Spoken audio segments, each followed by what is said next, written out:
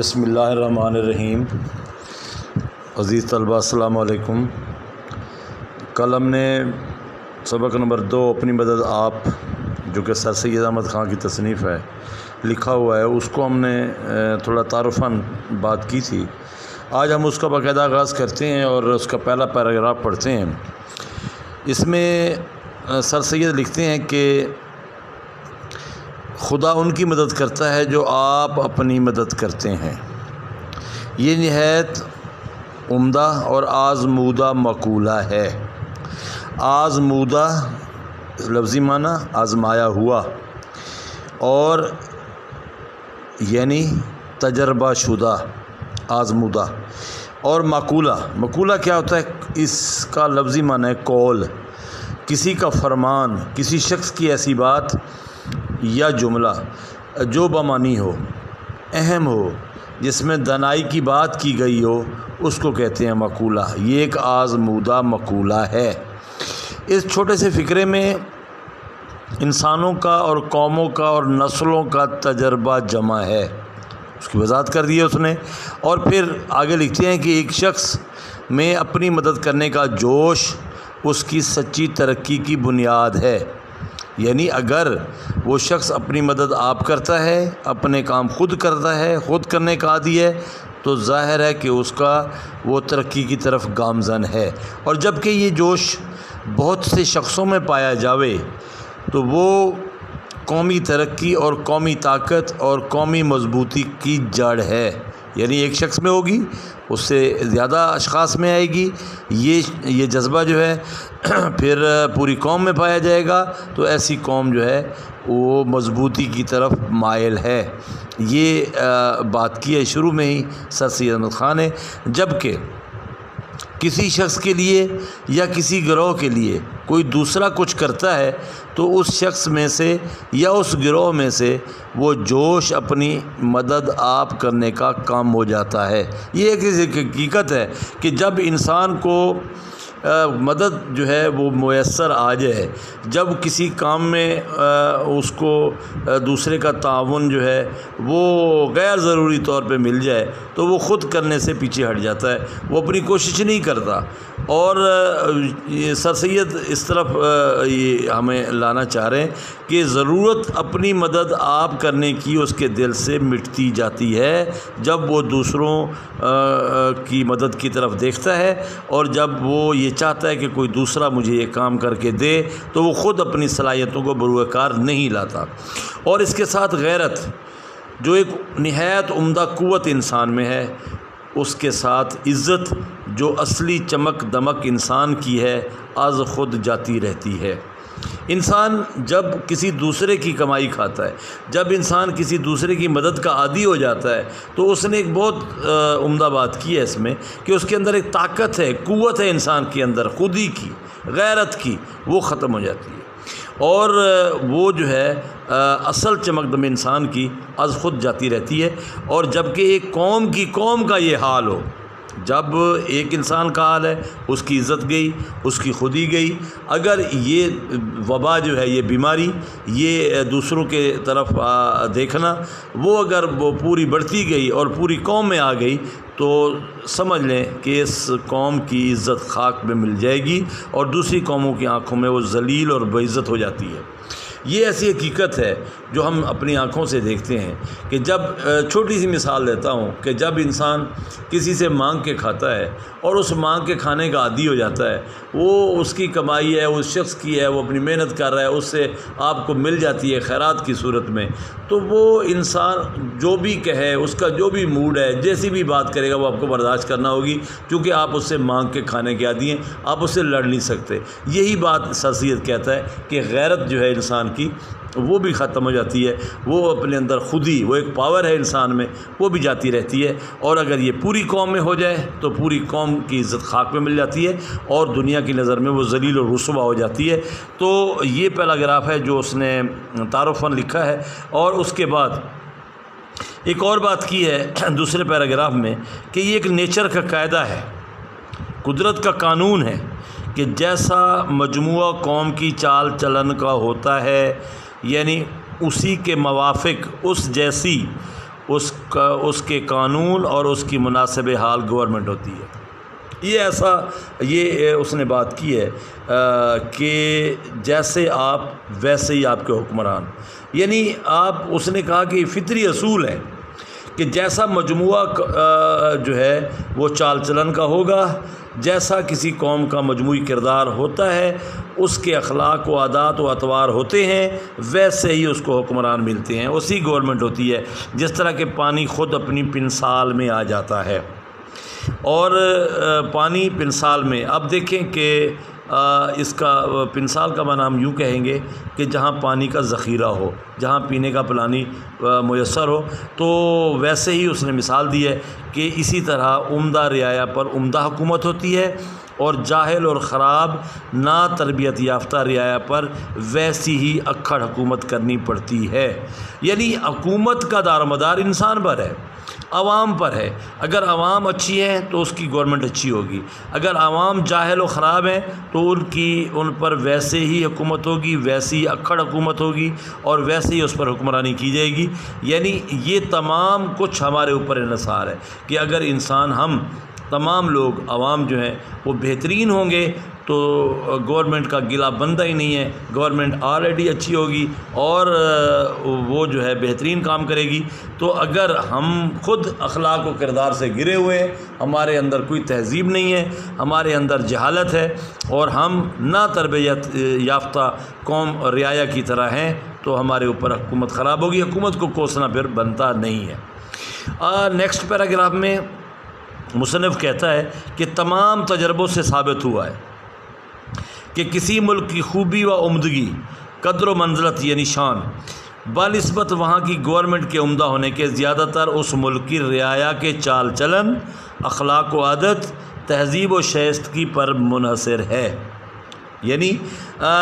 جو ہے نا تہذیب ہے عوام کی، اسی پر ڈیپینڈنس ہے۔ اب دیکھیں تجربوں سے اس نے کہا ثابت ہے کہ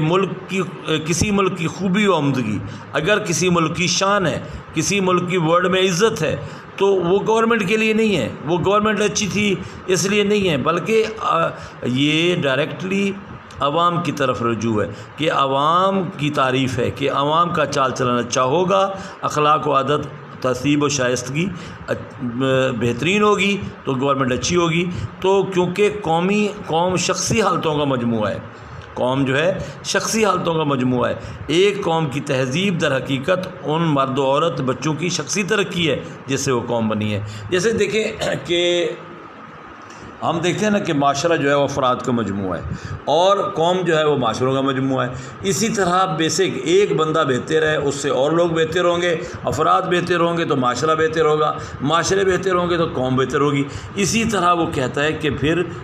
دنیا میں عزت و منزلت جو ہے وہ ٹھاٹ باٹ، وہ شان، وہ عظمت جو ہے وہ قوم کی، اس گورنمنٹ کی، اس ملک کی برقرار رہے گی۔ تو دیکھیں ہمارا جو نیکسٹ پیرا ہے اس میں وہ کہتا ہے کہ قومی ترقی مجموعہ ہے شخصی محنت کا، شخصی عزت کا، شخصی ایمانداری کا اور شخصی ہمدردی کا۔ دیکھیں غور کریں کہ قومی ترقی کس طرح ممکن ہے کہ ہر شخص محنتی ہو، ہر شخص جو ہے وہ باعزت ہو، اس کو عزت کا پتہ ہو، ہر شخص ایماندار ہو اور ہر شخص ہمدرد ہو، تو وہ قوم ترقی کی طرف مائل ہوگی، قوم ترقی کی طرف راغب ہوگی اور ترقی کی سیڑھیاں چڑھتی جائے گی۔ جبکہ جو قوم تنزل کا شکار ہوتی ہے، جو قوم گراوٹ کا شکار ہوتی ہے، اس کی وجہ کیا ہے؟ شخصی سستی، کام نہیں کرنا، اپنے اوپر ڈیپینڈ نہیں کرنا، اپنی مدد آپ نہیں کرنا، خود کام کرنا نہیں ہے، اور دوسری بات شخصی بے عزتی، جس میں ان اشخاص میں عزت کا احساس ہی نہ ہو، اور شخصی بے ایمانی، اور وہاں پہ ہر شخص بے ایمان نظر آئے، تو شخصی خود غرضی، یعنی وہ صرف اپنے مطلب کا سوچے، اپنے فائدے کی بات کرے، کسی دوسرے کا فائدے کی بات ہی نہ کرے، اور شخصی برائیوں کا، اور اس میں ہر شخص برا نظر آئے، اس کے اندر برائیاں ہی برائیاں ہوں، تو وہ قوم ہی تنزل کا شکار ہو جاتی ہے۔ تو اس میں جو نیکسٹ بات کرتا ہے سر سید، وہ کہتا ہے کہ ناتہذیبی بد چلنی جو اخلاقی تمدنی یا باہمی معاشرت کی بدیوں میں شمار ہوتی ہے، اب نا تہذیبی، اور نا تہذیبی کہتے ہیں نا شائستگی کو، غیر مہذب ہونا، گنوار پن، جہالت اور بد چلنی۔ بد چلنی کیا ہے؟ بد کردار ہونا، بد اخلاق ہونا، بے راہ روی کا شکار ہونا اور برائی کے راستے پر گامزن ہونا، اس کو کہیں گے بد چلنی۔ معاشرت کہتے ہیں مل جل کر رہنے کو، زندگی بسر کرنے کو۔ اور نیست و نابود، نیکسٹ ورڈ استعمال ہوا، نیست و نابود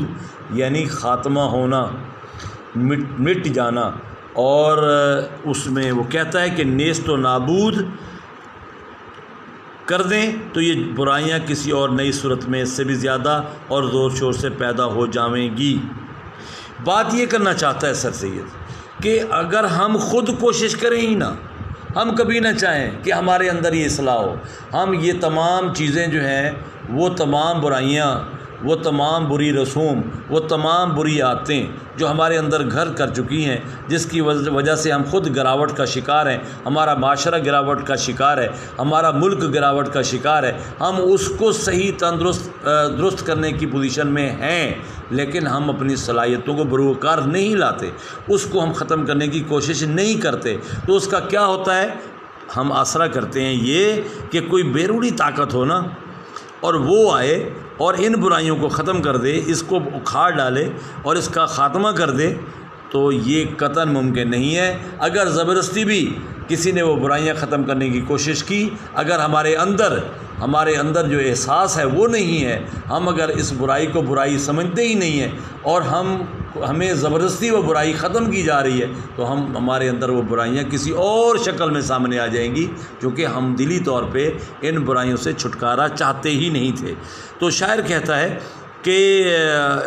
جب تک شخصی زندگی اور شخصی چال چلن کی حالتوں کو ترقی نہ کی جائے تو بیرونی آسرے، بیرونی کوششیں سب بیکار اور فضول ہوتی ہیں۔ تو شاعر کہتا ہے کہ اپنے اندر یہ جذبہ پیدا ہونا چاہیے، اگر آپ باعزت قوم کے طور پہ سامنے آنا چاہتے ہیں تو آپ کو یہ تمام چیزیں کرنا ہوں گی، اپنے آپ کو سنبھالنا ہوگا۔ آپ بہتر ہوں گے تو معاشرہ بہتر ہوگا، اب معاشرہ بہتر ہوگا تو قوم کی بہتر ہوگی، تو ہمارا ملک جو ہے وہ بہترین گنا جائے گا، اس فہرست میں آ جائے گا۔ تو مصنف کہتا ہے میرے عزیز ہم وطنوں، اگر یہ رائے صحیح ہے جو میں نے اوپر بتایا ہے، وہ کہتا ہے کہ اگر یہ آپ کے نظر میں صحیح ہے تو اس کا یہ نتیجہ ہے کہ قوم کی سچی ہمدردی اور سچی خیرخواہی کرو، سچی ہمدردی اور سچی خیرخواہی کرو۔ ہر ایک شخص اپنے اندر اچھے جذبے پیدا کرے، ہر کوئی اپنے کردار کی امینڈمنٹ کرے، ہر کوئی اپنے کردار کو بہترین بنائے، تو یہ دراصل قوم کی ہمدردی ہوگی اور اس کی خیرخواہی ہوگی۔ غور کرو کہ تمہاری قوم کی شخصی زندگی اور شخصی چال چلن کس طرح پر عمدہ ہو۔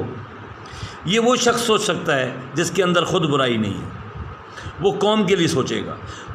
جب اس کے اندر خود بہترین کردار ہے، وہ خود بہترین اور اصلاحی پہلو لیے ہوئے ہیں، تو وہ پھر قوم کی بات کرے گا اور اس کی چال چلن کی طرف دھیان دے گا اور سوچے گا کہ باقی قوم میری کس طرح بہترین طریقے سے سامنے آئے، تاکہ تم بھی ایک معزز قوم ہو، تاکہ یہ من جملہ عزت ہے آپ سوچیں گے پازیٹیولی تو شخص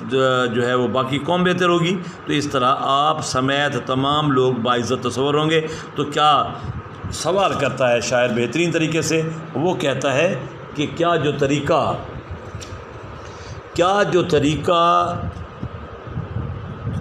یہ تربیت کا، بات چیت کا، وضع و لباس کا، سیر سپاٹے کا، شغل اشغال کا تمہاری اولاد کے لیے ہے، اس سے ان کی شخصی چال چلن، اخلاق و عادات، نیکی و سچائی میں ترقی ہو سکتی ہے؟ کویشچن کہ آپ سب اپنے گھرانوں میں دیکھ رہے ہیں، اپنے بچوں کو دیکھ رہے ہیں، وہ کہتے ہیں ان کا طریقہ تعلیم، ان کی جو تربیت تمہاری طرف سے ہو رہی ہے، جو بات چیت کا طریقہ ان کا ہے، جس طرح کے وہ لباس پہنتے ہیں، جس طرح کا ان کا شغل اشغال ہے، کام کرنے کا انداز ہے، کیا تم سمجھتے ہو کہ اس سے ان کی اخلاق و عادات سنور رہے ہیں؟ کیا ان کی سچائی میں ترقی ہو سکتی ہے؟ تو مصنف کہتا ہے حاشا و کلا، بالکل ممکن نہیں، یہ ہو نہیں سکتا، یہ بالکل ہی ممکن نہیں ہے کہ جس طرح وہ ہو رہا ہے اس طرح جو ہے کی سوچ رکھنا۔ وہ کہتا ہے تمہاری غلط فہمی ہے، اس طرح ممکن نہیں ہے۔ تو سر سید جو ہے تعلیم و تربیت پر زور دیتے ہیں۔ اس پیراگراف میں آپ غور سے دیکھیں کہ انہیں قوم کی کایا پلٹنے کے لاہ عمل کا احساس تھا اور طریقہ کار کا علم بھی تھا۔ وہ درست طور پر جانتے تھے کہ اگر قوم کو بدلنا ہے تو بچوں کی تربیت، تعلیم و تربیت ضروری ہے۔ اس دور میں سر سید نے کہہ دیا کہ ہمارے بچوں کی تعلیم و تربیت کا یہ انداز درست نہیں ہے، اسے بدلنا ہوگا۔ اگر ہم غور کریں تو پیرا یہ واضح کر رہا ہے کہ جو طریقہ کار ہے، اس نے کویشچن مارک لگایا تو واضح اس بات کا ثبوت ہے کہ وہ اس تعلیم و تربیت سے اور تمام شغل و اشغال سے مطمئن نہیں ہے۔ وہ کہتا ہے کہ جو قومیں ترقی کرنا چاہتی ہیں ان کے اٹھنے بیٹھنے، گفتگو کرنے، سیر سپاٹے، تفریح، شغل اشغال اور طرح کے ہوتے ہیں، ہمارے جیسے نہیں، جس طرح ہمارے ہیں ایسے نہیں ہوتے، بلکہ ان کی طریقہ کاری اور ہے۔ تو سر سید نے اس دور میں قوم سے کہا کہ تمہیں ترقی یافتہ قوموں کی پیروی کرنی چاہیے، اس طرح ممکن نہیں ہے جس طرح تم چل رہے ہو، جس طرح تمہاری زندگی ہے۔ تو سر سید نے گویا مایوسی کا اظہار کیا ہے اس میں کہ زندگی بسر کرنے کے جو طریقے تم نے اپنائے ہیں، کیا ان سے ترقی ممکن ہے؟ نہیں ہے، ہرگز نہیں ہے۔ تو عزیز طلبہ، یہ پیراگراف ختم ہوا۔ اس کے بعد ہمارا کچھ لینتھی پیراگراف ہے، بڑا آگے موجود ہے۔ اس میں باتیں تو اس کی ایک ہی ہیں، فوکس اس کا ہر پیراگراف میں سیم ہے، وہ ہمیں جس طرف مائل کرنا چاہتا ہے، اور وہ اس وقت کے مسلمانوں کو اور آج کے مسلمانوں کے لیے بھی وہ مشعل راہ ہے۔ تو وہ آگے کہتے ہیں کہ جب کہ ہر شخص اور کل قوم اور خود اپنی اندرونی حالتوں سے اپنی آپ اصلاح کر سکتی ہے، تو اس بات کی امید پر بیٹھے رہنا کہ کوئی بیرونی زور انسان کی یا قوم کی اصلاح و ترقی کرے، کس قدر افسوس بلکہ نادانی کی بات ہے۔ یعنی جب انسان کے اندر اللہ نے صلاحیت رکھی ہے، جب انسان کے اندر عقل و دانش اللہ نے بے تحاشا رکھا ہے، تو اپنی اندرونی حالتیں خود سے ہی نہیں کر سکتا۔ وہ اس امید پر بیٹھا ہے کہ کوئی آئے، کوئی جماعت والے آئیں، کوئی اور آئے، کوئی علماء آئیں، کوئی گورنمنٹ کا آرڈر آئے تو وہ آ کے اس کی جو ہے وہ اندرونی اصلاح کر دے۔ بڑی بیوقوفی والی بات نہیں ہے۔ وہ کہتے ہیں خود کیوں نہیں کرتے؟ تو اس نے آگے اس کو جو وضاحت کی ہے، وہ کہتے ہیں کہ وہ شخص در حقیقت غلام نہیں ہے۔ جو غلام کی جو پرانے دور سے ایک جو لفظ چلا رہا ہے، غلام، جو بلا معاوضہ رات دن خدمت میں مامور ہے، وہ کہتا ہے وہ غلام نہیں ہے کہ جس کو ایک خدا ناترس نے، جو اس کا ظالم آقا کہلایا جاتا ہے، خرید لیا ہے۔ چونکہ غلاموں کی منڈی لگتی ہے، اب بھی لگتی ہے خلیجی ممالک میں کہیں، تو وہ لوگ جو ہے اپنے بچوں کو بیچ دیتے تھے، اور وہ لونڈیاں، عورتیں، مرد، وہ لوگ جو خرید کر لے آتے تھے، وہ اپنی مرضی سے ان سے کام لیتے تھے۔ تو وہ کہتا ہے کہ وہ ایک مجبوری ہے۔ سر سید کہتا ہے کہ میں ان کو غلام نہیں سمجھتا کہ جن کو ایک ظالم آقا نے خریدا ہے، یا ایک ظالم اور خود مختار بادشاہ یا گورنمنٹ کی رعیت ہے کہ کیا کریں جی، گورنمنٹ ہی سخت ہے، گورنمنٹ بھی اتنی ظالم ہے، اس کی وہ رعیت کا معنی رعایا، اس کی میں رعایا ہوں۔ بلکہ وہ کہتا ہے کہ اصلی غلام دراصل وہ ہیں جو بد اخلاق ہیں، کیونکہ اخلاق بہتر کرنا ان کے اپنے بس میں تھا۔ خود غرض ہیں جو صرف اپنا سوچتے ہیں، جہالت جن کے اندر چھائی ہوئی ہے، شرارت کے مطیع ہیں، یعنی جو بھی شرارتی عمل ہے اس کی پیروی کرتے ہیں اور اپنی خود غرضی کی غلامی میں مبتلا ہیں اور قومی ہمدردی سے بے پرواہ ہیں۔ یہ غلام ہیں۔ انہوں نے وہ غلام جو پہلی ڈیفینیشن بتائی وہ تو مجبوری ہے، لیکن یہ مجبوری نہیں ہے۔ اصل میں غلام یہ ہیں جنہوں نے اپنی اصلاح ہی نہیں کی اور وہ ان تمام برائیوں کو اپنے اندر لیے بیٹھے ہیں اور یہ وہ قومیں جو اس طرح دل میں غلام ہے، وہ بیرونی زوروں سے یعنی عمدہ گورنمنٹ یا عمدہ قومی انتظام سے آزاد نہیں ہو سکتی۔ کوئی بھی ان کو صحیح ڈگر پہ نہیں چلا سکتا جب تک ان کے ذہن میں، ان کے دل میں یہ احساس پیدا نہ ہو کہ ہم نے اپنے آپ کو صحیح کرنا ہے۔ تو جب تک کہ غلامی کی یہ دلی حالت دور نہ ہو اس وقت تک وہ حقیقتاً غلام رہیں گے۔ اصل یہ ہے کہ جب تک انسانوں میں یہ خیال ہے کہ ہماری اصلاح و ترقی گورنمنٹ یا قوم کے عمدہ انتظام پر منحصر ہے، جن کے دماغ میں یہ فطور ہے، جن کے دماغ میں یہ سوچ ہے کہ گورنمنٹ اچھی ہے نہیں جی کیا کریں، قوم جو ہے وہ اچھی نہیں ہے ہم کیا کریں، بھی قوم تو آپ سے بنی ہے، گورنمنٹ تو قوم سے بنی ہے، تو پھر آپ نے اپنے آپ کو درست کیوں نہ کیا؟ اس وقت تک کوئی مستقل اور برتاؤ میں آنے کے قابل نتیجہ اصلاح ترقی کا قوم میں پیدا ہو نہیں سکتا جب تک انسان اپنی ذاتی سوچ نہیں بدلے گا، جب تک وہ دوسروں کی طرف تاڑ کے بیٹھے گا، جب تک وہ گورنمنٹ کی پر نکتہ چینی کرے گا، اس کو اس کی باتوں پر اس کے کیے گئے کاموں کو خواہ مخواہ کے اعتراضات لگائے گا اور ان کو ہی اپنے تمام جرائم کا، اپنے تمام کردار کا ذمہ دار ٹھہرائے گا، تو مصنف کہتا ہے کہ اس طرح کیسے ممکن ہو سکتا ہے کہ وہ کیسی ہی عمدہ تبدیلیاں گورنمنٹ یا انتظام کی جائیں، وہ تبدیلیاں فانوس خیال سے کچھ زیادہ رتبہ نہیں رکھتی۔ فانوس خیال کا لفظ استعمال کیا ہے۔ فانوس خیال کیا ہے؟ ایک ظاہری روشنی ہے اور جس پر تصویر بنی ہوتی ہے، ایک ایسی کاغذی قندیل ہے اور وہ ہوا کے سہارے گھومتا ہے۔ یہاں پہ سر سید کہنا چاہتے ہیں کہ جب ہر طرح کی اصلاح اور تبدیلی کی ذمہ داری حکومت پر ڈال دی جائے اور افراد خود کچھ کرنے، ہاتھ ہلانے کے روادار ہی نہ ہوں، وہ اس کام کے لیے تیار ہی نہ ہوں، یعنی لوگ حکومت سے تعاون ہی نہ کریں، اور ایسی صورتحال میں حکومت جو اقدامات کرے گی وہ نتیجہ خیز کیسے ہو سکتے ہیں؟ وہ ہو ہی نہیں سکتے اور کسی صورت ممکن ہی نہیں ہے۔ اور اس لیے اس نے کہا یہ تبدیلیاں فانوس خیال ہیں، خیالی ہیں، بس یہ ہو جائے گا، وہ ہو سکتا ہے۔ اب یوں کہہ لیں کہ جس طرح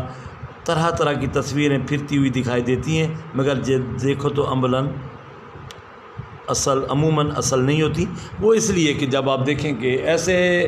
اس کو سائنس میں اس کو سراب کا نام دیا گیا ہے کہ جس طرح آپ دھوپ میں دیکھیں نا تو آپ کو ایسے مرمرے سے دکھائی دیتے ہیں، اب قریب جائیں تو وہ نہیں ہوتے۔ وہ کہتے ہیں اسی طرح جس طرح آپ دھوپ میں روڈ میں سفر کر رہے ہیں، آگے آپ کو یوں سڑک پر پانی دکھائی دیتا ہے،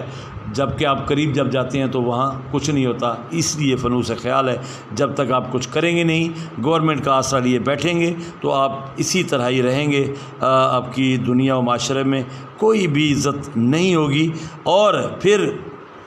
کچھ لوگ ایسے بھی ہیں،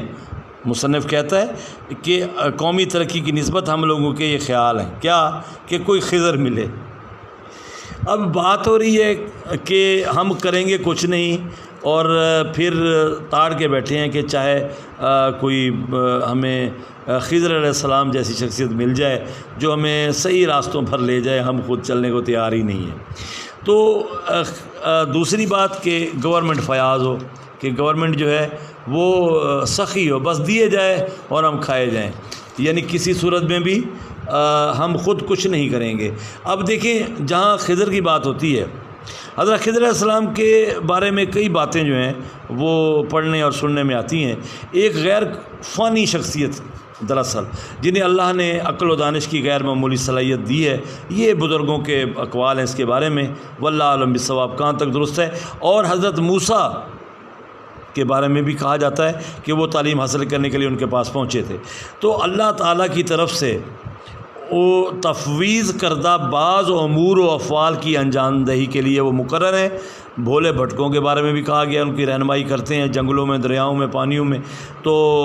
وہ لوگ ان کی تلاش میں بیٹھے رہیں کہ وہ خضر آئیں گے، گورنمنٹ فیاض ہو اور ہمارے سب کام کر دے۔ اس کے یہ معنی ہیں کہ ہر چیز ہمارے لیے کی جاوے، ہم خود نہ کریں۔ بات وہی آتی ہے جو پہلے پیراگراف سے کر رہا ہے کہ جب ہم خود اپنے ہاتھ پاؤں نہیں ہلائیں گے، خود ہم موومنٹ نہیں کریں گے، خود ہم کام نہیں کریں گے، تو پھر اقبال کا شعر کہ چلنے والے نکل گئے جو ٹھہرے ذرا کچل گئے، وہی جو بات سامنے آئے گی کہ ہم انتظار کرتے رہیں گے گورنمنٹ کا، انتظار کر دیں گے خضر علیہ السلام کا، تو وہ کہتا ہے کہ پھر وہی بات ہے نا کہ ہم کریں گے کچھ نہیں، ہم دوسروں کا انتظار کریں گے۔ یہ ایسا مسئلہ ہے کہ اگر اس کو ہادی مان لیا جائے، یعنی رہنما مان لیا جائے، تو تمام قوم کی دلی آزادی کو برباد کر دے۔ کسی طرح آزادی ممکن ہوگی؟ کیونکہ جب ہم کام خود کریں گے ہی نہیں تو ہمیں کس طرح عزت نصیب ہوگی، کس طرح؟ اور اسی طرح انسان پرست انسان ہو جاتا ہے کہ جب کسی کو سہارا مل جائے کہ وہ گندم دے رہا ہے، وہ اس کو پیسے دے رہا ہے، اس کی مالی معاونت کر رہا ہے، وہ اس کو کپڑے دے رہا ہے، وہ اس کو ساری ضرورتیں دے رہا ہے، تو وہ انسان کی پوجا شروع کر دیتے ہیں، انسان کو انسان پرست بنا دیتے ہیں۔ حقیقت میں ایسا ہونا قوت کی پرستش ہے، ایسے نہیں ہونا چاہیے۔ وہ قوت اپنے اندر پیدا کرنی چاہیے، اور اس کے نتائج انسان کو ایسے ہی حقیر بنا دیتے ہیں کہ جیسے کہ صرف دولت کی پرستش انسان کو ذلیل ہو، پرستش میں انسان ذلیل ہو جاتا ہے۔ وہ یعنی بڑی خوبصورت بات سر سید نے کی ہے کہ اصل میں جو نتائج بھگتے گا وہ اس کو ذلیل کر دیں گے، اس کو رسوا کر دیں گے، جب وہ کسی انسان کے سامنے اس کے ہی